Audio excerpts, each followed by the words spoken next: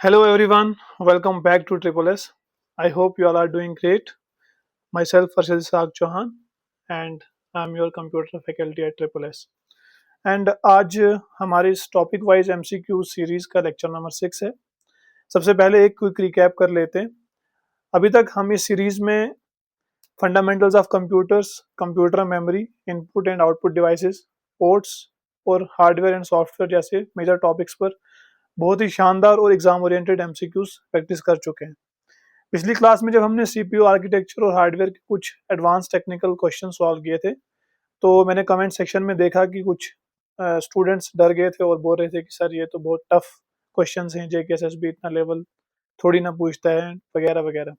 देखिए मेरी एक बात ध्यान से सुनिए, बिल्कुल घबराने की जरूरत नहीं है। आजकल जेकेएसएसबी और बाकी जो कॉम्पिटिटिव एग्जाम्स का पैटर्न है कंटिन्यूसली अपडेट हो रहा है। जब हम क्लासरूम में थोड़े डेप्थ में जाकर सीखते हैं तो एग्जाम में चाहे इजी क्वेश्चंस आए या टफ, आप लोग बिना किसी कंफ्यूजन के अच्छे मार्क्स स्कोर कर सकते हो और हर किसी टाइप के क्वेश्चन को इजीली टैकल कर सकते हैं। तो आज के इस लेक्चर में हम दो और बहुत ही स्कोरिंग और इम्पोर्टेंट टॉपिक्स को टारगेट करने वाले हैं। और आज के लेक्चर के टॉपिक हैं हमारे role of open source technologies और सेकंड टॉपिक रहेगा हमारा ऑपरेटिंग सिस्टम। ठीक। और अगर आपको हमारी ये सीरीज और एफर्ट्स पसंद आ रहे हैं तो वीडियो को लाइक ज़रूर करें और कमेंट सेक्शन में अपना पॉजिटिव फीडबैक ज़रूर लिख कर जाएं, क्योंकि आपके ये कमेंट्स ही मुझे कंटिन्यूस मोटिवेशन देते हैं ताकि मैं और ज़्यादा मेहनत कर सकूं। और एक और बात ध्यान से सुनिए, जब भी आप ये सेशन अटेंड करते हैं तो अपनी नोटबुक और पेन लेके अटेंड किया करें, क्योंकि हम बहुत सारे नए कॉन्सेप्ट सीखते हैं, तो उन कॉन्सेप्ट्स को आप कॉपी पे नोट डाउन कर लिया करें। ठीक, तो चलिए अपनी नोटबुक रेडी रखिए और let's start with our first question. तो पहला क्वेश्चन आपकी स्क्रीन के ऊपर ये रहा। Wait a minute. पहला क्वेश्चन आपकी स्क्रीन के ऊपर ये रहा। क्वेश्चन ओपन सोर्स टेक्नोलॉजीज के रिलेटेड है और जो कांस्टेबल बैच के स्टूडेंट्स इस सेशन को देखेंगे उनसे मैं बता दूं कि आपके सिलेबस में ये क्वेश्चन या ये टॉपिक नहीं है। ठीक है, तो अगर आप इस तरह के क्वेश्चन देखते हैं तो घबराने की जरूरत नहीं है, ये टॉपिक आपके सिलेबस में मेंशन नहीं है।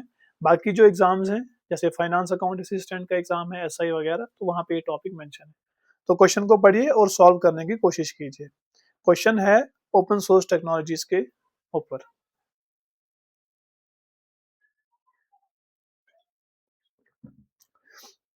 चलिए आपने क्वेश्चन पढ़ लिया होगा, अब हम इसे सॉल्व करने की कोशिश करते हैं। क्वेश्चन है consider the following statements about open source technologies in organisations. Organisations में जो ओपन सोर्स टेक्नोलॉजीज यूज होती हैं, ठीक, उनके बारे में कुछ स्टेटमेंट्स हैं और हमें बताना है कि इनमें से कौन कौन सी स्टेटमेंट करेक्ट है। तो सबसे पहले आप कॉन्सेप्ट समझिए कि ओपन सोर्स सॉफ्टवेयर जितने भी होते हैं, ठीक, जिन्हें हम ओएसएस कहते हैं, उनका जो सोर्स कोड है वो पब्लिकली एक्सेसिबल होता है, जिससे इंस्पेक्ट और कस्टमाइज किया जा सकता है। ठीक, ये सिंगल वेंडर लॉक इन को कम कर देता है। वेंडर लॉक इन का मतलब ये हुआ कि ऑर्गेनाइजेशंस किसी एक सिंगल कंपनी पे डिपेंड नहीं रहती अपने अपने सॉफ्टवेयर्स के लिए। ठीक है, तो जो ओपन सोर्स टेक्नोलॉजीज हैं हमारी, ये सिंगल वेंडर लॉक इन को कम कर देता है। लेकिन इस पर जो जेपीएल, एमआईटी जैसे लाइसेंसेस जो हैं वो अप्लाई होते हैं, लागू होते हैं। ठीक, तो ये हमारा ओपन सोर्स टेक्नोलॉजीज का कॉन्सेप्ट है। अब पहली जो स्टेटमेंट है वो है organisations can inspect source code where the applicable license and distribution provide such access। तो बिल्कुल सही स्टेटमेंट है। एप्लीकेबल लाइसेंस के तहत ऑर्गेनाइजेशंस सोर्स कोड को देख और इंस्पेक्ट कर सकते हैं। वही यहाँ पे भी लिखा हुआ है कि जो ऑर्गेनाइजेशंस हैं वो सोर्स कोड को इंस्पेक्ट कर सकती हैं। ठीक है, जहाँ पे जो एप्लीकेबल लाइसेंस है वो इस चीज की इजाजत देता हो। ठीक, फॉर एग्जांपल हमारा जो सोर्स कोड है उसका एक लाइसेंस जो है वो इस चीज की इजाजत देता है कि ऑर्गेनाइजेशन उसके सोर्स कोड को इंस्पेक्ट कर सके। तो बिल्कुल करेक्ट स्टेटमेंट है। स्टेटमेंट सेकंड है open source software can potentially be customised for organisational requirements. तो बिल्कुल सही स्टेटमेंट है। सोर्स कोड ओपन होने की वजह से ऑर्गेनाइजेशंस जो हैं, कंपनीज जो हैं, सॉफ्टवेयर को अपनी रिक्वायरमेंट के हिसाब से मॉडिफाई कर सकती हैं, कस्टमाइज कर सकते हैं। So statement second is also correct. Statement third पे आते हैं open source adoption completely eliminates licensing considerations. तो ये बिल्कुल इनकरेक्ट स्टेटमेंट है। ओपन सोर्स एडॉप्शन से लाइसेंसिंग खत्म नहीं होती, ठीक, बल्कि इसे अपने specific open source licence terms जैसे जीपीएल, एमआईटी, अपाचे, ये इस तरह के टर्म्स को, जो इस तरह के लाइसेंस को फॉलो करना पड़ता है, ठीक है। तो ये स्टेटमेंट बिल्कुल गलत स्टेटमेंट है। ओपन सोर्स का हरगिज मतलब ये नहीं है कि हमें लाइसेंस की जरूरत नहीं पड़ती, लाइसेंस की जरूरत पड़ती है, ठीक। वो लाइसेंस जैसे जीपीएल लाइसेंस हो गया, एमआईटी वगैरह, तो इस तरह के लाइसेंस ओपन सोर्स टेक्नोलॉजीज में भी होते हैं। और हमने लास्ट क्लास में हमने पढ़ा भी था लाइसेंस के बारे में, ठीक, कॉपी लेफ्ट और कॉपीराइट, इस तरह की चीजें हमने लास्ट के सीरीज में डिस्कस की थी, लास्ट के सेशन में, सॉरी। और चौथी स्टेटमेंट है open source solutions can be useful in reducing dependence on a single proprietary vendor. तो ये स्टेटमेंट भी बिल्कुल करेक्ट स्टेटमेंट है। मतलब जो ओपन सोर्स टेक्नोलॉजीज हैं, ओपन सोर्स सॉफ्टवेयर हैं, ये प्रोप्राइटरी वेंडर्स जैसे कि माइक्रोसॉफ्ट, एप्पल, इन पर डिपेंडेंसी को कम करता है, ठीक। तो statement 4 is also correct statement. तो हमसे करेक्ट स्टेटमेंट के बारे में पूछा गया था, तो 1, 2 and 4, so option B is the right answer. चलिए बढ़ते हैं क्वेश्चन नंबर 62 की ओर। अब ये जो नंबरिंग है, अगेन मैं आपको बताता चलूं, अभी तक हम पिछले 5 सेशन में 60 क्वेश्चन कर चुके हैं, तो वही नंबरिंग हम कंटिन्यू कर रहे हैं आगे, ठीक है। क्वेश्चन नंबर 62 को देखिए और इसे पढ़िए और सॉल्व करने की कोशिश कीजिए।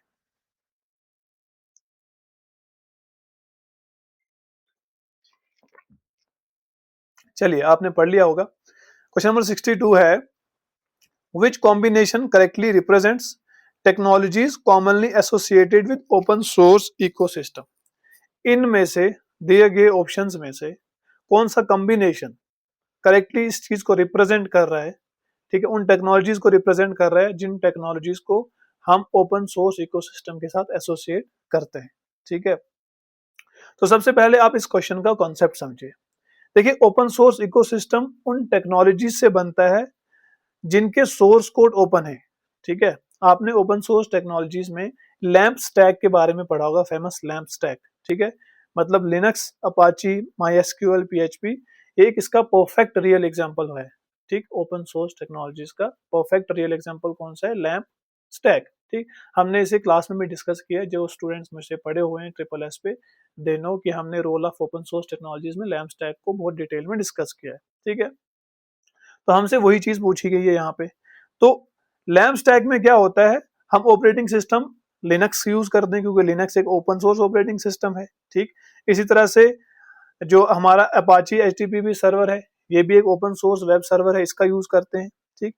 देन डेटाबेस के लिए हम माईएसक्यूएल का यूज करते हैं, ठीक, और पीएचपी के लिए, ठीक है, पीएचपी का यूज किया जाता है इसके अंदर। Is it clear?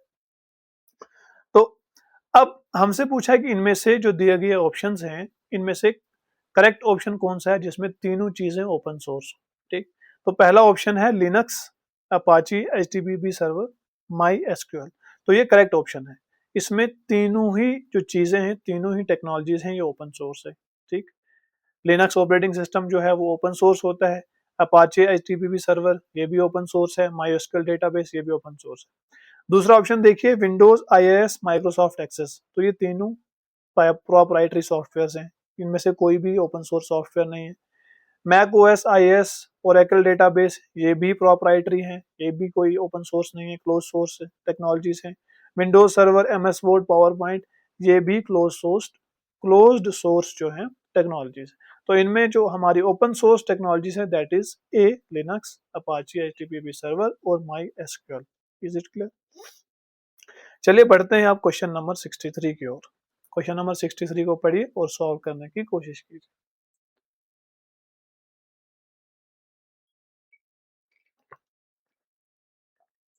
चलिए, आपने पढ़ लिया होगा।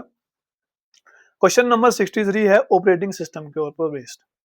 कहता है, in an operating system the component primarily responsible for managing CPU scheduling, memory management and interaction with hardware resources is called. Operating system के अंदर वो कंपोनेंट जो बुनियादी तौर पे सीपीयू शेड्यूलिंग, मेमोरी मैनेजमेंट या हार्डवेयर रिसोर्सेज के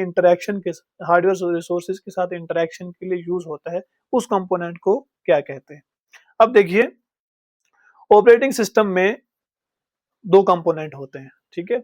एक हमारा शेल होता है, दूसरा हमारा कर्नल होता है। ठीक, कर्नल ऑपरेटिंग सिस्टम का कोर सेंट्रल कंपोनेंट होता है जो बूट होते ही रैम में लोड होता है। ठीक, और कर्नल ही डायरेक्ट हार्डवेयर, सीपीयू शेड्यूलिंग और मेमोरी मैनेजमेंट जैसे काम कर्नल ही हैंडल करता है। ठीक, जो शेल है, शेल एक इंटरफेस प्रोवाइड करता है एप्लीकेशन, सॉफ्टवेयर और ऑपरेटिंग सिस्टम के बीच में।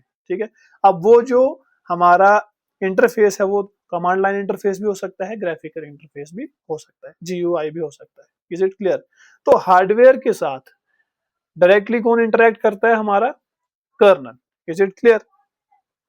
तो हमसे वही पूछा हुआ है कि सीपीयू शेड्यूलिंग, मेमोरी मैनेजमेंट और हार्डवेयर रिसोर्सेज के साथ इंटरेक्शन करने में कौन हेल्प करता है? तो कौन करता है, कौन सा कंपोनेंट?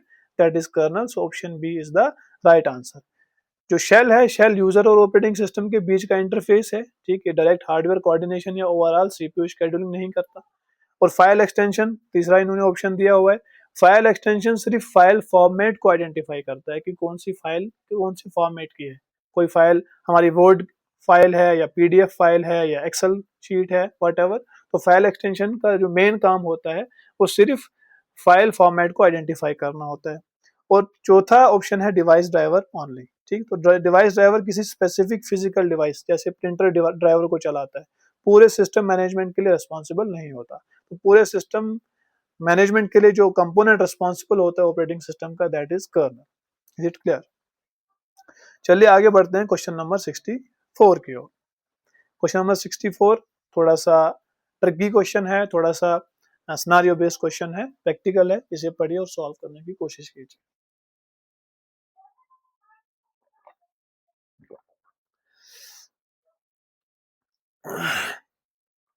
चलिए, आपने पढ़ लिया होगा, अब हम इसे सॉल्व करने की कोशिश करते हैं।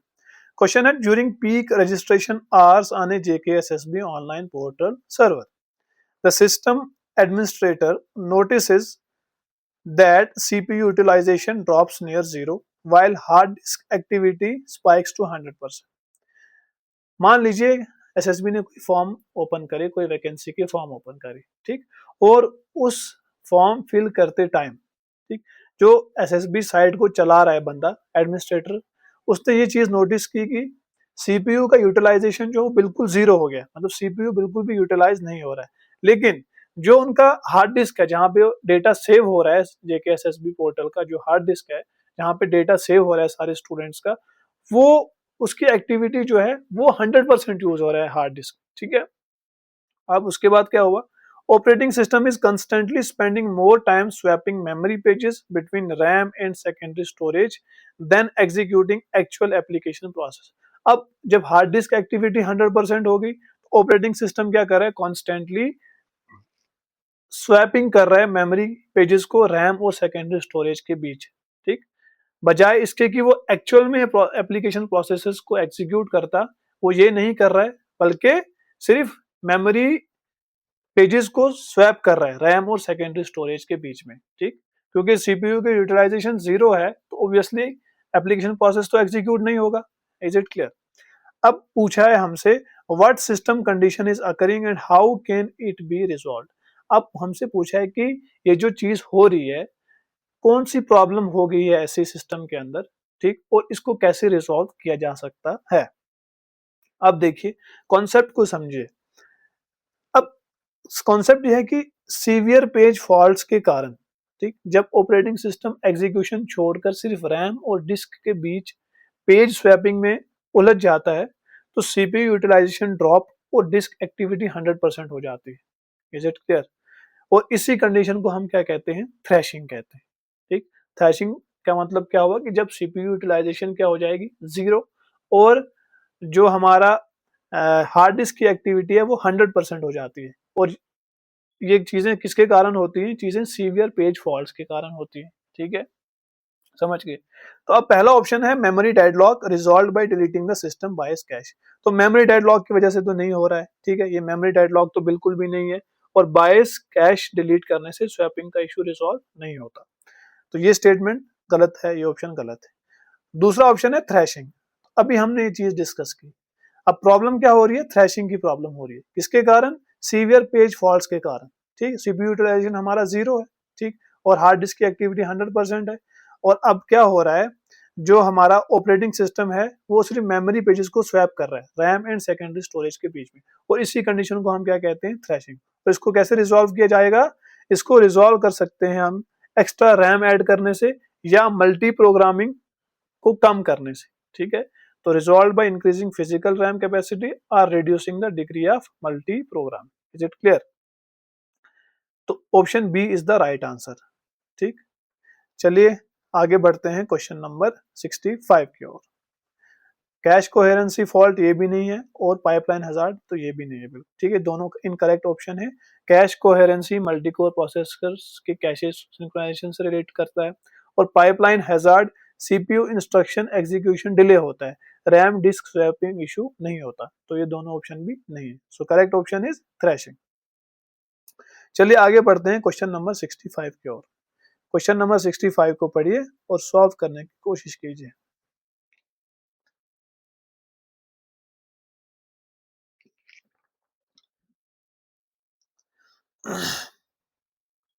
चलिए आपने पढ़ लिया होगा, अब हम इसे सॉल्व करने की कोशिश करते हैं।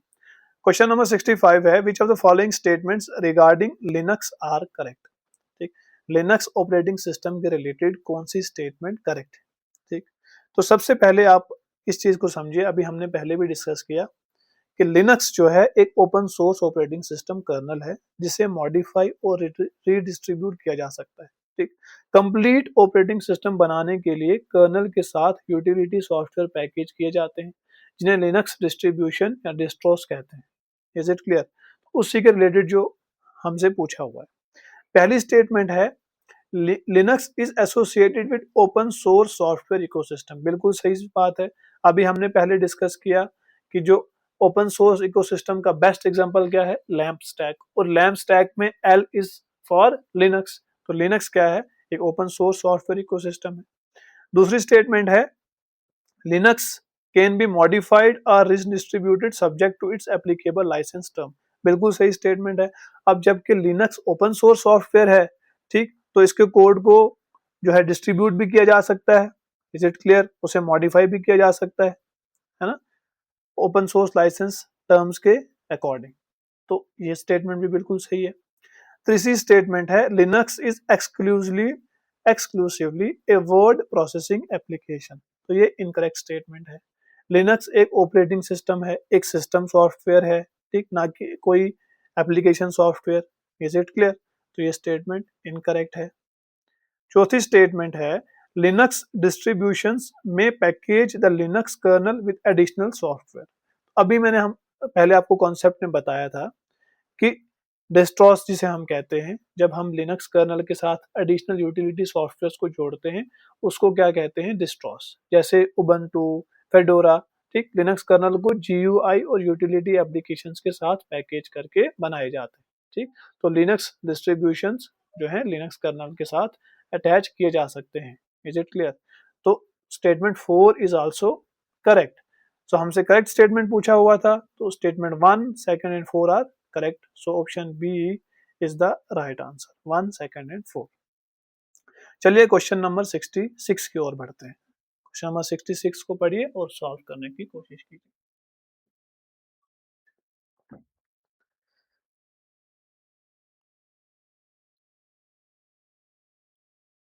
चलिए आपने पढ़ लिया होगा, अब इसे हम इसे सॉल्व करने की कोशिश करते हैं। Which of the following statements is are correct regarding memory management in operating system? Operating system के अंदर मेमोरी मैनेजमेंट के रिलेटेड ये स्टेटमेंट दी हुई है। हमने बताना है कि इनमें से कौन सी स्टेटमेंट करेक्ट है और कौन सी स्टेटमेंट इनकरेक्ट है। ठीक, अब देखिए मेमोरी मैनेजमेंट में पेजिंग फिक्स साइज ब्लॉक्स जिन्हें हम पेजेस या फ्रेम्स कहते हैं, ठीक, तो मेमोरी मैनेजमेंट में पेजिंग यूज होती है, ठीक, फिक्स साइज ब्लॉक यूज करती है मेमोरी मैनेजमेंट, जिससे एक्सटर्नल फ्रेगमेंटेशन खत्म हो जाता है। क्लियर? जबकि segmentation variable size logic units में मेमोरी बनता है। Is it clear? तो हमसे पूछा हुआ है कुछ मेमोरी मैनेजमेंट के रिलेटेड कुछ स्टेटमेंट, अब हम इन्हें सॉल्व करने की कोशिश करते हैं। पहली स्टेटमेंट है paging eliminates external fragmentation but में कॉज इंटरनल फ्रेगमेंटेशन। बिल्कुल सही स्टेटमेंट है। पेजिंग एक्सटर्नल फ्रेगमेंटेशन को एलिमिनेट कर देती है, पर पेज साइज फिक्स्ड होने की वजह से लास्ट पेज में इंटरनल फ्रेगमेंटेशन हो सकती है। Is it clear? यहाँ पे लिखा था but may cause internal fragmentation, तो बिल्कुल सही स्टेटमेंट है। ठीक, एक्सटर्नल फ्रेगमेंटेशन को तो पेजिंग रिमूव कर देगी, लेकिन इंटरनल फ्रेगमेंटेशन हो सकती है उसके अंदर, ठीक, पेजिंग की वजह से। तो statement 1 is correct.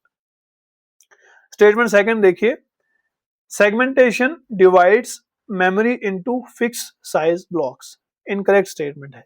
Segmentation memory को variable size logical segments, code, stack, data में बांटती है। ठीक है, is it clear? Fix size blocks paging में होते हैं। ठीक, सेगमेंटेशन में फिक्स साइज ब्लॉक्स नहीं होते, सेगमेंटेशन में वेरिएबल साइज ब्लॉक होते हैं। तो यहाँ पे लिखा था फिक्स साइज ब्लॉक, तो ये स्टेटमेंट क्या है? इनकरेक्ट। तीसरी स्टेटमेंट देखिए, virtual memory allows execution of processes larger than physical RAM using secondary storage. बिल्कुल सही स्टेटमेंट है। Virtual memory hard disk space को रैम की तरह एक्सटेंशन देकर फिजिकल रैम से बड़े प्रोग्राम्स रन कर देती है। ठीक, दो सिस्टम स्लो हो जाता है हमारा, बट सिस्टम जो हमारी फाइल्स हैं वो रन होती हैं अगर वो रैम की कैपेसिटी से बड़ी भी हो। फॉर एग्जांपल हमारे पास रैम 4 GB की है, लेकिन हमारे पास जो फाइल है वो हमारी 5 GB की है। ठीक, वो फाइल रन होगी, ठीक है, जो वो एक्स्ट्रा 1 GB है वो हमारा हार्ड डिस्क यूज होगा, हार्ड डिस्क का कुछ पोर्शन एज ए रैम की तरह यूज होगा, और इसी को हम वर्चुअल मेमोरी कहते हैं। इससे सिस्टम स्लो होता है, लेकिन फाइल हमारी रन हो जाती है, प्रोसेस हमारे एग्जीक्यूट हो जाते हैं। तो ये स्टेटमेंट भी बिल्कुल सही स्टेटमेंट है। स्टेटमेंट 4 देखिए, thrashing occurs when the CPU spends more time swapping pages than executing process. तो बिल्कुल सही बात है, अभी हमने पहले पिछले क्वेश्चन में डिस्कस किया। थ्रैशिंग कब होती है?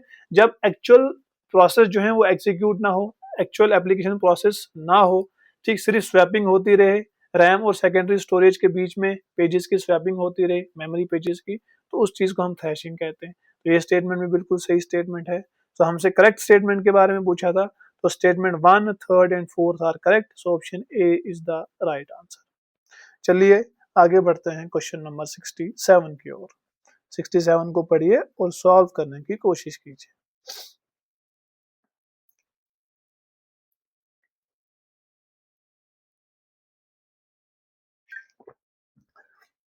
चलिए, आपने पढ़ लिया होगा। क्वेश्चन है, consider the following statements about process management. Process management के रिलेटेड कुछ स्टेटमेंट्स हैं, हाँ, और हमें बताना है कि इनमें से कौन सी स्टेटमेंट करेक्ट है। तो पहली स्टेटमेंट है, तो operating system can allocate CPU time among processes. तो बिल्कुल सही बात है, operating system CPU execution time को मल्टीपल एक्टिव प्रोसेस को के बीच शेयर कर सकता है। ठीक, तो ये बिल्कुल सही स्टेटमेंट है। स्टेटमेंट सेकंड देखिए, process scheduling is related to deciding which process gets CPU attention. तो ये बात भी बिल्कुल सही है। प्रोसेस शेड्यूलिंग का मेन टास्क यही डिसाइड करना होता है कि सीपीयू किस प्रोसेस को और कितना टाइम के लिए मिलेगा। Is it clear? तभी तो हम प्रोसेस शेड्यूलिंग करते हैं, ताकि जो सीपीयू है वो प्रोसेस को मिल सके, ठीक, और कितने टाइम के लिए मिल सके। तो ये स्टेटमेंट भी बिल्कुल सही स्टेटमेंट है। तीसरी स्टेटमेंट है, a process is necessarily identical to a file stored on disk. तो ये स्टेटमेंट इनकरेक्ट है। प्रोसेस और डिस्क फाइल आइडेंटिकल नहीं होती। डिस्क फाइल पैसिव प्रोग्राम होती है, जबकि प्रोसेस एक एक्टिव प्रोग्राम होता है, इन एग्जीक्यूशन होता है ना। प्रोसेस और फाइल में डिफरेंस यही है। प्रोसेस कब हम कहते हैं किसी फाइल को? जब वो एग्जीक्यूट हो रही होती है। Is it clear? समझ गए? तो फाइल और प्रोसेस दोनों सेम नहीं होते। समझ गए? तो ये स्टेटमेंट इनकरेक्ट है। स्टेटमेंट 4 है, मल्टीपल प्रोसेसेस में exist in different states during execution. तो बिल्कुल करेक्ट स्टेटमेंट है। एग्जीक्यूशन के दौरान प्रोसेसेस अलग अलग लाइफ साइकिल स्टेट्स, जैसे ready, running, waiting, terminated states में हो सकती है। अगर एक प्रोसेस हमारा रेडी स्टेट में है तो दूसरा रनिंग स्टेट में हो सकता है, वो टर्मिनेटेड स्टेट में भी हो सकता है, वो वेटिंग स्टेट में भी हो सकता है। तो कहने का मतलब यह है कि प्रोसेस जो है, मल्टीपल प्रोसेसेस अलग अलग स्टेट में हो सकते हैं एग्जीक्यूशन के time. So this statement is also correct.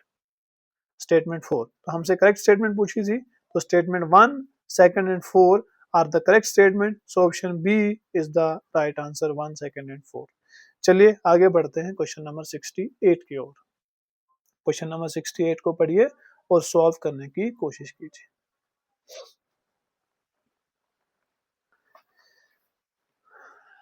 Multitasking के बारे में पूछा हुआ है, और यहाँ पे एक चीज ध्यान में रखिएगा, आपने क्वेश्चन पढ़ लिया होगा, हमसे पूछा हुआ है which of the following statements about multitasking are not correct. ठीक है, नॉट करेक्ट पूछा है हमसे, इस चीज को ध्यान में रखिएगा। ठीक, तो पहली स्टेटमेंट है multitasking allows multiple task to make progress during overlapping periods. तो बिल्कुल करेक्ट स्टेटमेंट है, सही बात है।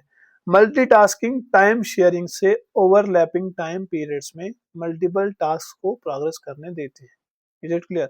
कॉन्सेप्ट को आप समझिए, सिंगल कोर सीपीयू पर मल्टीटास्किंग टाइम शेयरिंग से होती है। ठीक, फिजिकली साइमल्टेनियस एग्जीक्यूशन से नहीं होती, सिंगल कोर प्रोसेस की बात कर रहा हूँ। ठीक, तो मल्टी प्रोसेसिंग में मल्टीपल फिजिकल एग्जीक्यूशन यूनिट्स होते हैं, ठीक है, मल्टीपल कोर्स होते हैं।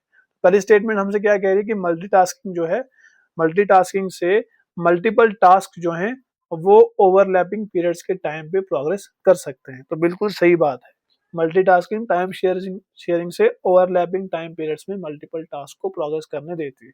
ठीक, तो ये स्टेटमेंट करेक्ट है। दूसरी स्टेटमेंट है multitasking necessarily means that every task executes simultaneously on a single core CPU। Incorrect statement है, सिंगल कोर सीपीयू पर हार्डवेयर लेवल पर एक टाइम पर एक ही इंस्ट्रक्शन चलता है। ठीक, रैपिड स्विचिंग की वजह से साइमल्टेनियस का इल्यूजन में हमें मिलता है, एक्चुअल साइमल्टेनियस जो है एग्जीक्यूशन नहीं होती। इस चीज को आप याद रखिएगा। मल्टीटास्किंग का हरगिज ये मतलब नहीं है कि हर एक टास्क जो है वो एक ही बार में हो रहा है सिंगल कोर सीपीयू में। ठीक, वो हमें इल्यूजन ऐसी लगती है। फॉर एग्जांपल, आपने कोई लैपटॉप में बहुत सारे प्रोग्राम्स ओपन किए हुए हैं, ठीक, और आपका जो प्रोसेसर है वो सिंगल कोर है। ठीक, आपने क्रोम भी ओपन किया है, म्यूजिक भी ओपन किया है, बाकी चीज भी आपने 3-4 प्रोसेस ओपन किए, और आपको ऐसा लग रहा है कि वो सारे प्रोसेस एक बार में हो रहे हैं, बट एक्चुअल में वो ऐसा नहीं होता। ठीक, वो स्विचिंग इतनी जल्दी होती है प्रोसेस के बीच में, वो एक इल्यूजन दिखता है हमें कि भाई जो प्रोसेस हैं वो साइमल्टेनियसली एग्जीक्यूट हो रहे हैं। Single CPU, single core CPU की बात हो रही है यहाँ पे। ठीक, तो ये स्टेटमेंट क्या है? ये स्टेटमेंट इनकरेक्ट है। ठीक, तीसरी स्टेटमेंट देखिए, on a single core processor the OS can rapidly switch CPU execution among task. बिल्कुल करेक्ट बात है, अभी तो हमने यही बात डिस्कस की। इसी सीपीयू स्विचिंग की वजह से ही जो टास्क हैं, मल्टीपल प्रोसेसेस हैं, वो हमें साइमल्टेनियस एग्जीक्यूशन में दिखते हैं। ठीक, तो ये स्टेटमेंट भी बिल्कुल सही स्टेटमेंट है। चौथी स्टेटमेंट है multitasking and multi processing are exactly synonymous. ठीक है, सिनोनिमस इनकरेक्ट स्टेटमेंट है। मल्टीटास्किंग टाइम शेयरिंग के बेसिस पे होती है, टाइम शेयरिंग का कॉन्सेप्ट यूज करती है, और मल्टी प्रोसेसिंग का मतलब हो गया कि मल्टीपल सीपीयूज कोर्स जो हैं उनका यूज हो रहा है। तो ये दोनों एग्जैक्ट सिनोनिमस नहीं होते, दोनों एग्जैक्ट सेम नहीं होते। ठीक, तो ये स्टेटमेंट भी क्या है? इनकरेक्ट स्टेटमेंट है। तो हमसे नॉट करेक्ट के बारे में पूछा था, तो second and fourth are not correct, so option B is the right answer. चलिए आगे बढ़ते हैं क्वेश्चन नंबर 69 की ओर। क्वेश्चन नंबर 69 को पढ़िए और सॉल्व करने की कोशिश कीजिए।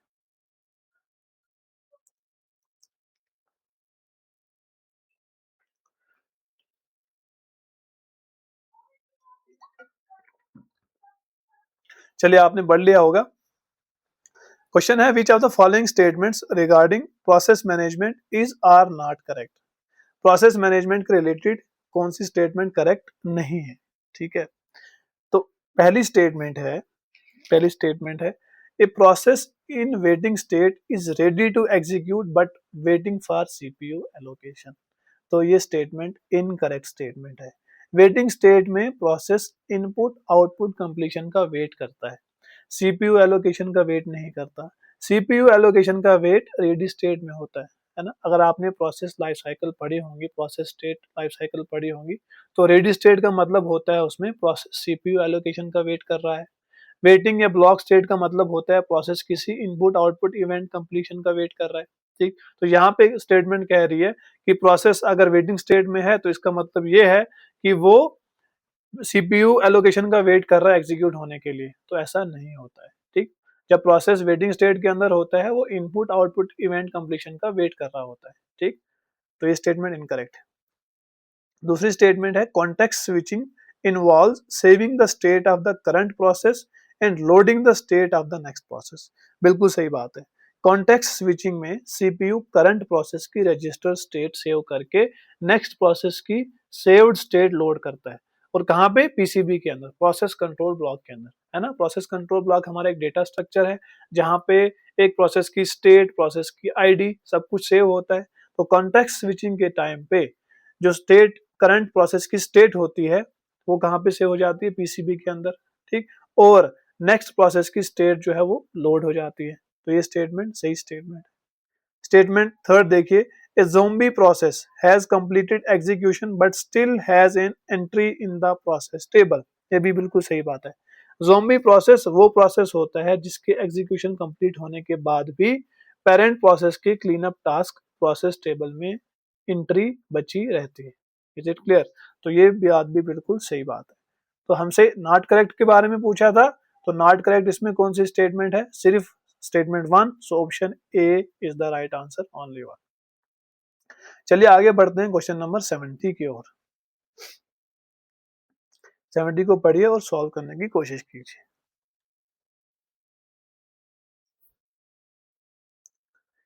चलिए, आपने पढ़ लिया होगा, हम इसे सॉल्व करते हैं। क्वेश्चन है, which are the following best describes vendor lock in in the context of software technology. Software technology के कॉन्टेक्स्ट में वेंडर लॉक इन का मतलब क्या हुआ, अभी हमने पहले डिस्कस किया।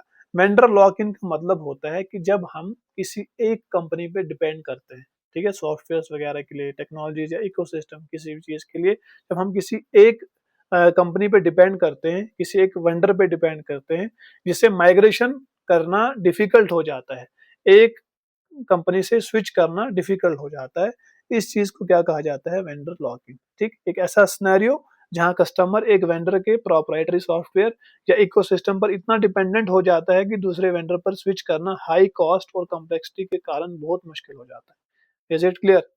तो पहला ऑप्शन क्या है, restricting users from accessing the computers RAM. तो ये बिल्कुल इनकरेक्ट स्टेटमेंट है।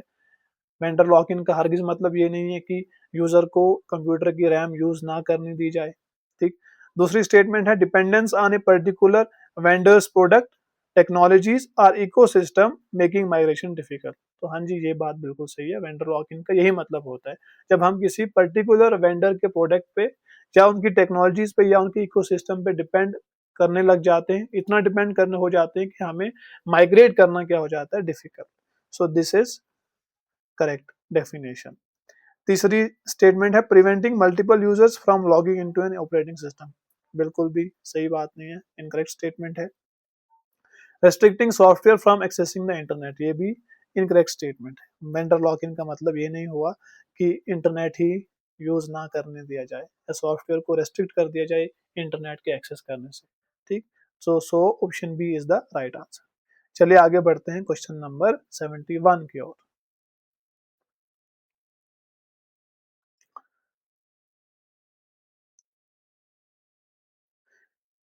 चलिए, आपने क्वेश्चन नंबर 71 पढ़ लिया होगा, इसे सॉल्व करने की कोशिश करते हैं। क्वेश्चन नंबर 71 है, consider the following statements regarding file system. File system के रिलेटेड कुछ स्टेटमेंट हैं और हमें बताना है कि इनमें से कौन सी स्टेटमेंट करेक्ट है। ठीक, अब देखिए, फाइल सिस्टम क्या होता है? फाइल सिस्टम ऑपरेटिंग सिस्टम का वो मॉड्यूल होता है जो स्टोरेज ड्राइव जैसे एचडीडी या एसटीडी पर फाइल्स को स्टोर करता है, ऑर्गेनाइज करता है और मैनेज करता है। ठीक, तो CPU scheduler CPU task run करता है, इसका फाइल सिस्टम से डायरेक्ट कोई लेना देना नहीं होता। ठीक है, इज इट क्लियर? आपको पता है ऑपरेटिंग सिस्टम में बहुत सारे मॉड्यूल्स होते हैं, जैसे प्रोसेस मैनेजमेंट का एक मॉड्यूल होता है, फाइल सिस्टम का एक मॉड्यूल होता है, डिवाइस मैनेजमेंट का एक मॉड्यूल होता है। ठीक, तो फाइल सिस्टम वो वाला मॉड्यूल होता है जो स्टोरेज ड्राइव पर फाइल्स को स्टोर, ऑर्गेनाइज और मैनेज करता है। ठीक, तो अब देखिए, पहली स्टेटमेंट है, a file system provides a method for organising and managing files on storage media. बिल्कुल सही बात है। फाइल सिस्टम एक मेथड प्रोवाइड करता है हमें, जिस मेथड के द्वारा हम स्टोरेज मीडिया पे, चाहे हमारा वो एचडीडी हो या एसडीडी हो, एसएसडी हो, उस पे हम फाइल्स को मैनेज कर सकें, ऑर्गेनाइज कर सकें। तो बिल्कुल सही बात है। दूसरी स्टेटमेंट है, file systems can maintain information such as file names and location. ये भी बिल्कुल सही बात है। File system meta data maintain करता है, किसी फाइल का मेटा डेटा, फाइल किस टाइप की है, कहाँ पे सेव है, उसका नाम क्या है। ठीक, साइज कितना है उसका, कब क्रिएट की गई वो फाइल, ठीक। तो ये सारी चीजें कौन स्टोर करता है, फाइल सिस्टम मेंटेन करता है ये सारी इंफॉर्मेशन को। तीसरी स्टेटमेंट है the operating system can interact with storage through file system mechanism, बिल्कुल सही बात है। ऑपरेटिंग सिस्टम डिवाइसेस के साथ इंटरेक्शन फाइल सिस्टम मैकेनिज्म के जरिए ही करता है, ठीक है।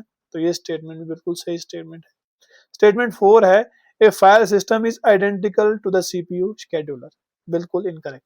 फाइल सिस्टम स्टोरेज मैनेज करता है, जबकि सीपीयू शेड्यूलर प्रोसेसेस को सीपीयू एग्जीक्यूशन टाइम एलोकेट करता है। दोनों बिल्कुल डिफरेंट चीजें हैं, दोनों बिल्कुल अलग हैं, ठीक। तो ये स्टेटमेंट क्या है, इनकरेक्ट। सो हमसे करेक्ट स्टेटमेंट पूछी हुई है, so statement 1, 2 and 3 are the correct statement, so option B is the right answer। चलिए आगे बढ़ते हैं क्वेश्चन नंबर 72 की ओर।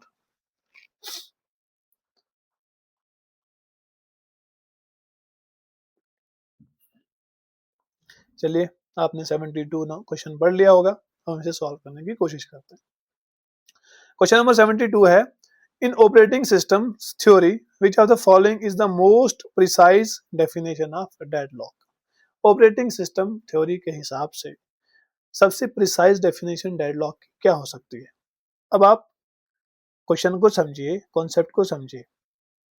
देखिए, डेडलॉक एक ऐसी परमानेंट ब्लॉकिंग स्टेट होती है जहां दो या उससे ज्यादा प्रोसेसेस एक दूसरे की हेल्ड रिसोर्सेज का वेट कर रहे होते हैं, ठीक है, वेट कर रह जाते हैं, समझे, वेट करते रह जाते हैं और कोई भी प्रोसेस आगे नहीं बढ़ता। फॉर एग्जाम्पल हमारे पास एक प्रोसेस है P1, ठीक, और हमारे पास दूसरा प्रोसेस है P2, ठीक। इन दोनों प्रोसेस ने कोई ना कोई रिसोर्स जो है होल्ड करके रखी हुई है। फॉर एग्जाम्पल पी जो P1 है हमारा प्रोसेस 1, इसने सीपीयू को होल्ड कर रखा हुआ है, और जो हमारा प्रोसेस P2 है इसने मेमोरी को होल्ड कर रखा हुआ है, ठीक। अब P1 को कंप्लीट होने के लिए मेमोरी की जरूरत है, ठीक, और P2 को कंप्लीट होने के लिए सीपीयू की जरूरत है। लेकिन ये दोनों इस चीज को नहीं छोड़ रहे, ना ही P1 सीपीयू छोड़ रहा है और ना ही P2 मेमोरी को छोड़ रहा है। तो जब प्रोसेस इस स्टेट में फंस जाते हैं तो इसी चीज को हम क्या कहते हैं, डेडलॉक।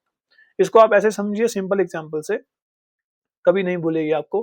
फॉर एग्जांपल आप एक टाइट रोड पे हैं, ठीक, जहां पे सिर्फ वन टाइम पे एक ही गाड़ी चल सकती है।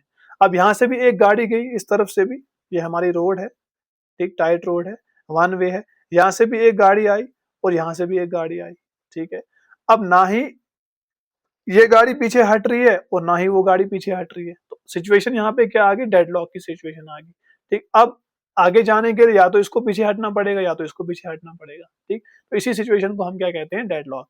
यही चीज कहाँ पे होती है, हमारे कंप्यूटर के अंदर, ठीक। जब प्रोसेसेस एक या एक से ज्यादा प्रोसेस मल्टीपल रिसोर्सेज को हेल्ड करके रखते हैं, ठीक, जिसकी वजह से प्रोसेसेस कंप्लीट नहीं होते, तो इस सिचुएशन को हम क्या कहते हैं, डेडलॉक। Is it clear.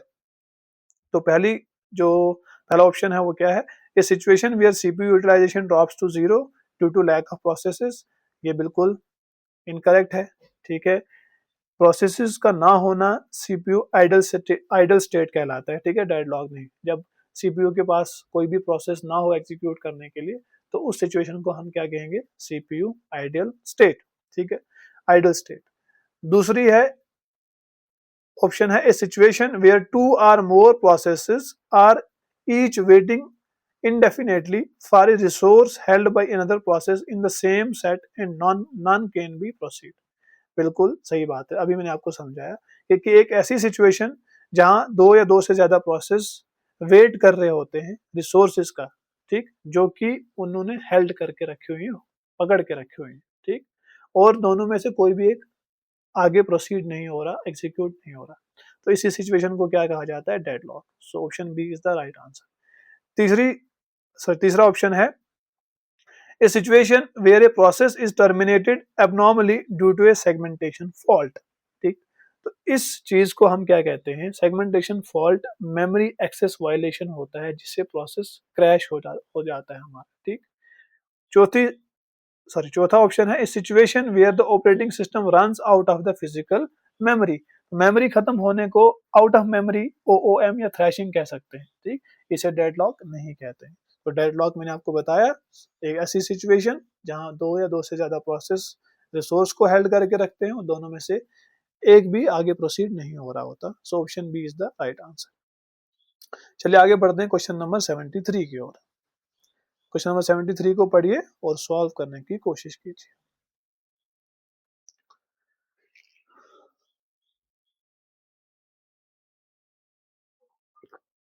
चलिए, आपने पढ़ लिया होगा। क्वेश्चन है, which of the following are the four necessary conditions for deadlock to occur? इनमें से कौन सी चार कंडीशंस जरूरी हैं डेडलॉक होने के लिए? इन कंडीशंस को कॉफमैन कंडीशंस कहा जाता है। ठीक, तो डेडलॉक होने के लिए कॉफमैन की चार कंडीशन जरूरी है। पहली, म्यूचुअल एक्सक्लूजन। ठीक, दूसरी, होल्ड एंड वेट। तीसरी सिचुएशन है नो प्रियम्पशन। नो प्रियम्पशन, यहाँ पे लिखा हुआ है प्रियम्पशन, ठीक है, लेकिन जो तीसरी कंडीशन है वो है नो प्रियम्पशन। ठीक है, मतलब हम किसी भी प्रोसेस से जबरदस्ती रिसोर्स को छीन नहीं सकते, उसी सिचुएशन को नो प्रियम्पशन कहा जाता है। ठीक है, प्रियम्प्ट करना रिसोर्सेज को। ठीक, और जो चौथी नेसेसरी कंडीशन है that is circular wait. Is it clear? तो इनमें से कौन सी चार कंडीशन नेसेसरी हैं? ठीक, तो इनमें से हमसे पूछा है which combination represents the correct four necessary conditions. तो कौन कौन सा कॉम्बिनेशन? म्यूचुअल एक्सक्लूजन भी जरूरी है, होल्ड एंड वेट भी जरूरी है, सर्कुलर वेट भी जरूरी है। प्रियम्पशन जरूरी नहीं है, प्रियम्पशन से हम डेडलॉक को रिमूव कर सकते हैं। ठीक है, इज इट क्लियर? जब हम रिसोर्सेज को प्रियम्प्ट करेंगे, ठीक, अगर हमारा कोई सिस्टम डेडलॉक के अंदर है, हमारे प्रोसेसेस डेडलॉक सिचुएशन में है, तो हम उस टाइम पे प्रियम्प्ट करते हैं रिसोर्सेज को ताकि डेडलॉक हमारा जो है वो खत्म हो जाए। ठीक, तो डेडलॉक होने के लिए नो प्रियम्पशन होना चाहिए, बस ना कि प्रियम्पशन। ठीक, तो कौन सी conditions? One, second and fourth. ठीक, सो ऑप्शन, इसमें देखिए वन, सेकंड एंड फोर्थ कहाँ पे है?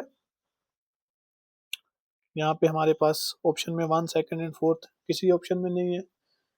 लेट अस चेक, शायद इसके ऑप्शन गलत हैं। पहली सिचुएशन है म्यूचुअल एक्सक्लूजन, जो मैंने आपको भी बताया कि at least one resource must be non shareable. दूसरी स्टेटमेंट है, दूसरा ऑप्शन ये हमारा जो कंडीशन है होल्ड एंड वेट, ये भी करेक्ट कंडीशन है। होल्ड एंड वेट का मतलब हो गया प्रोसेस रिसोर्स होल्ड करके दूसरे रिसोर्स का वेट कर रहा है। तीसरी स्टेटमेंट है इनकरेक्ट वर्डिंग लिखी हुई है यहाँ पे, प्रियम्पशन, मैंने आपको बताया नो प्रियम्पशन। ठीक, और चौथी जो स्टेटमेंट है, जो चौथी कंडीशन है वो भी सही है, सर्कुलर वेट। ठीक, प्रोसेस की एक क्लोज सर्कुलर चेन बन जाती है। ठीक, सो ऑप्शन बी जो है इज द करेक्ट ऑप्शन यहाँ पे, one, second and fourth and no preemption. ठीक है, not preemption. So this is option B is the right answer. बिल्कुल सही क्वेश्चन है, कोई प्रॉब्लम नहीं है इस क्वेश्चन में। यहाँ पे इन तीनों कंडीशन के साथ में जो चौथी कंडीशन यहाँ पे उन्होंने लिखी है no preemption, so these four conditions are necessary for deadlock to occur, और इन्हीं चार कंडीशंस को कॉफमैन कंडीशन कहा जाता है।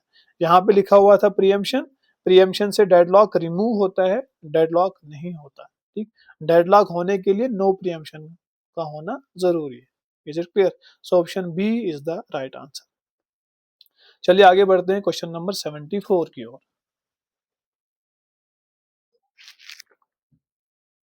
क्वेश्चन नंबर 74 को पढ़िए और सॉल्व करने की कोशिश कीजिए। क्वेश्चन नंबर 74 है, which of the following statements regarding process synchronization is are correct? Process synchronization के रिलेटेड कौन सी स्टेटमेंट करेक्ट है? ठीक है, पहली स्टेटमेंट है a race condition occurs when the outcome of execution depends on the relative timing of two or more processes accessing shared data। बिल्कुल सही बात है, शेयर्ड डेटा को बिना सिंक्रोनाइजेशन पैरेलली अपडेट करने पर जो टाइमिंग का इशू आता है उसी इशू को हम क्या कहते हैं? रेस कंडीशन कहते हैं। बिल्कुल सही बात है, करेक्ट स्टेटमेंट है। दूसरी स्टेटमेंट है सीमा, a semaphore is synchronisation tool that uses only atomic operations wait signal to control access to shared resources. ये भी बिल्कुल सही स्टेटमेंट है। सीमाफोर एटॉमिक ऑपरेशंस जैसे वेट, ठीक, और सिग्नल यूज करके सिंक्रोनाइजेशन को इंश्योर करता है। बिल्कुल सही बात है, ये भी सही स्टेटमेंट है। तीसरी स्टेटमेंट है a binary semaphore can take only value 0 and 1 functioning similarly to a mutex. ठीक, तीसरी स्टेटमेंट भी बिल्कुल सही है, बाइनरी सीमाफोर की वैल्यू सिर्फ 0 या 1 होती है, ठीक, जो म्यूचुअल एक्सक्लूजन लॉक की तरह काम करता है। म्यूटेक्स का मतलब हो गया म्यूचुअल एक्सक्लूजन लॉक, इसकी तरह काम करता है। बिल्कुल सही स्टेटमेंट है। ये क्वेश्चन थोड़ा सा टेक्निकल है, थोड़ा सा टफ है, ठीक है, सो घबराना नहीं। स्टेटमेंट 4 है critical section refers to a segment of code where a process accesses a resource exclusively used by that process only, never shared. ये इनकरेक्ट स्टेटमेंट है। क्रिटिकल सेक्शन में शेयर्ड रिसोर्सेज एक्सेस होते हैं, ठीक है, जिसे प्रोटेक्ट करना जरूरी होता है, ना कि प्योर अनशेयर्ड रिसोर्सेज। यहाँ पे क्या लिखा हुआ है कि क्रिटिकल सेक्शन हम उस कोड के उस सेगमेंट को कहते हैं जहाँ पे प्रोसेसेस जो हैं वो रिसोर्सेज को एक्सक्लूसिवली यूज कर सकते हैं, ठीक, और उन्हें शेयर नहीं किया जा सकता। तो ऐसा नहीं होता है। क्रिटिकल सेक्शन के अंदर प्योर अनशेयर्ड रिसोर्सेज नहीं होती, ठीक है। क्रिटिकल सेक्शन में शेयर रिसोर्सेज एक्सेस होते हैं, जिसे प्रोटेक्ट करना बहुत जरूरी होता है, ठीक है। तो ये स्टेटमेंट बिल्कुल इनकरेक्ट स्टेटमेंट है। ये क्वेश्चन अगेन मैं आपको बता दूं थोड़ा सा हाई लेवल का है, थोड़ा सा टेक्निकल है, घबराने की जरूरत नहीं है, ठीक है। सो option 1, 2nd and 3rd are correct statements. So option A is the right answer, 1, 2nd and 3rd. चलिए आगे बढ़ते हैं क्वेश्चन नंबर 75 की ओर।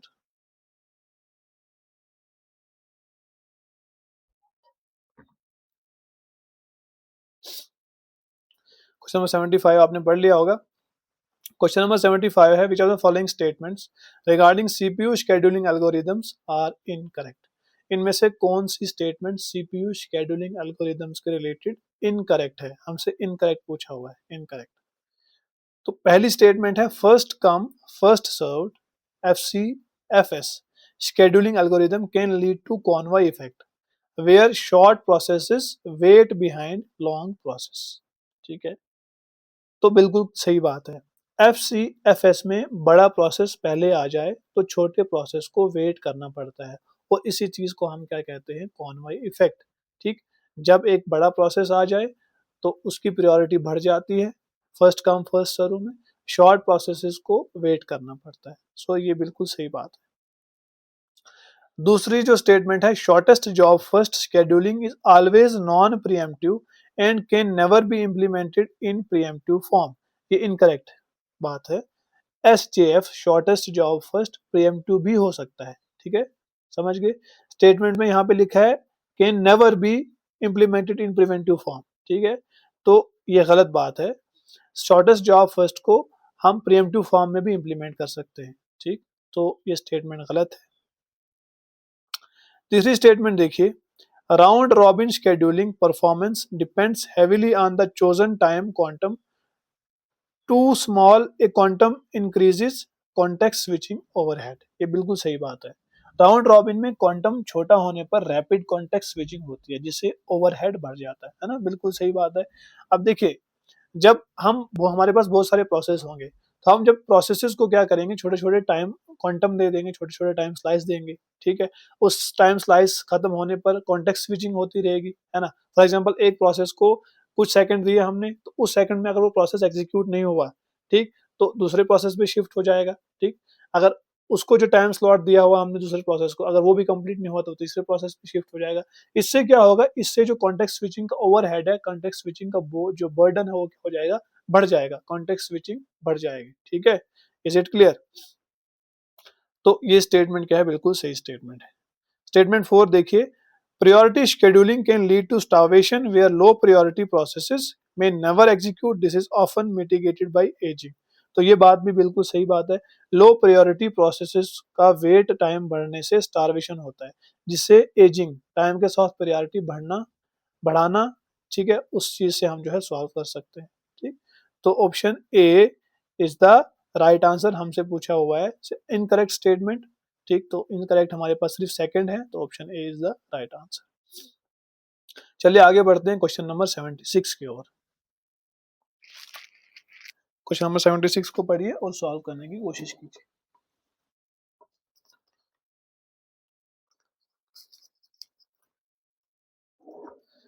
चलिए आपने पढ़ लिया होगा, हम इसे सॉल्व करने की कोशिश करते हैं। क्वेश्चन नंबर 76 है, in a time sharing operating system when the time slot assigned to a process is completed, the process switches from the current state to time sharing operating system में। जब time slot किसी एक process को जो time slot assign किया हुआ है, अगर वो टाइम स्लॉट कंप्लीट हो जाए तो प्रोसेस कौन करंट स्टेट से कौन सी स्टेट के अंदर स्विच करता है। अब देखिए टाइम शेयरिंग में राउंड रॉबिन एल्गोरिदम का यूज होता है, ठीक। तो टाइम शेयरिंग में जब रनिंग प्रोसेस का टाइम क्वांटम एक्सपायर हो जाता है, ठीक, या टाइम क्वांटम कंप्लीट हो जाता है, तो ऑपरेटिंग सिस्टम उसे रनिंग स्टेट से हटाकर वापस रेडी क्यू या रेडी स्टेट में भेज देता है, ताकि नेक्स्ट नेक्स्ट प्रोसेस को चांस मिल सके एग्जीक्यूट होने का। Is it clear? तो ready state is the right answer, C option is the right answer, ठीक है। ऑप्शन ए है suspended state. Suspended state process को मेमोरी से सेकेंडरी स्टोरेज स्वैप होने पर मिलती है ना। दूसरी है टर्मिनेटेड स्टेट। टर्मिनेटेड स्टेट तब मिलती है जब प्रोसेस पूरा फिनिश हो जाए, ठीक। तो ये भी स्टेटमेंट भी सही, ये ऑप्शन भी सही नहीं है, ये भी नहीं है, ठीक। और ब्लॉक स्टेट, ब्लॉक स्टेट में कब जाता है प्रोसेस, ब्लॉक या वेटिंग स्टेट तब आती है जब प्रोसेस किसी इनपुट आउटपुट रिक्वेस्ट को जो है एक इनपुट आउटपुट रिक्वेस्ट करता है, ठीक। तब हमारी जो प्रोसेस है वो कहाँ चली जाती है, ब्लॉक स्टेट के अंदर। तो ये स्टेटमेंट भी बिल्कुल गलत स्टेटमेंट है या गलत ऑप्शन है। जो करेक्ट ऑप्शन है वो क्या है, रेडी स्टेट, ठीक है। चलिए आगे बढ़ते हैं क्वेश्चन नंबर 77 की ओर। क्वेश्चन नंबर 77 को पढ़िए और सॉल्व करने की कोशिश कीजिए।